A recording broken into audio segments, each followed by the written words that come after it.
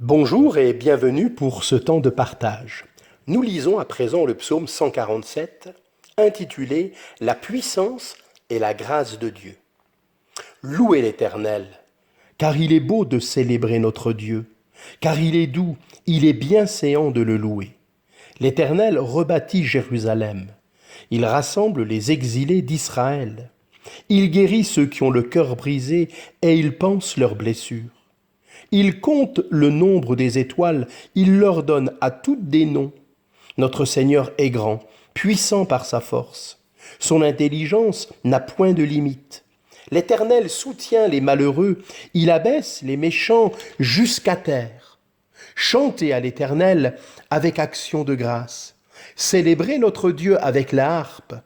Il couvre les cieux de nuages, il prépare la pluie pour la terre, il fait germer l'herbe sur les montagnes, il donne la nourriture au bétail, aux petits du corbeau quand il crie.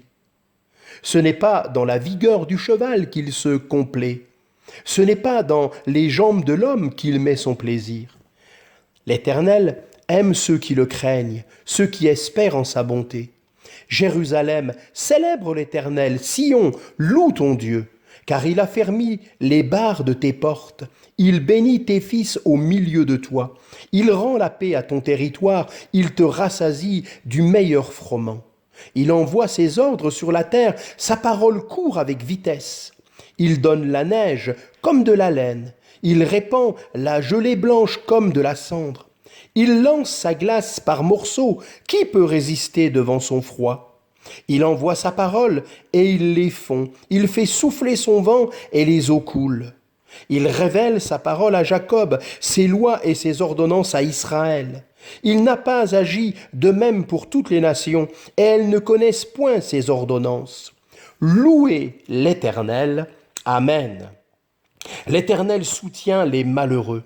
Le mot humble contient souvent l'idée de souffrance et désigne ceux qui sont affligés. Comme ils ne peuvent pas, par leur propre force, faire face aux problèmes et aux responsabilités de la vie, ceux qui passent par la souffrance demandent humblement à Dieu de les aider et de les fortifier. Dieu élève les humbles et il les soutient. Le psalmiste les assure de l'intervention de Dieu et de la victoire finale. Comme Dieu a soutenu les humbles à l'époque de l'Ancien Testament, de même Jésus prend soin de ceux qui, sous la nouvelle alliance, vivent dans l'affliction et dans l'humilité. Sachant que Dieu agrée ceux qui sont humbles d'esprit, tous les croyants devraient prier ardemment pour avoir un tel esprit qui leur permette de plaire à Dieu. Que Dieu vous bénisse.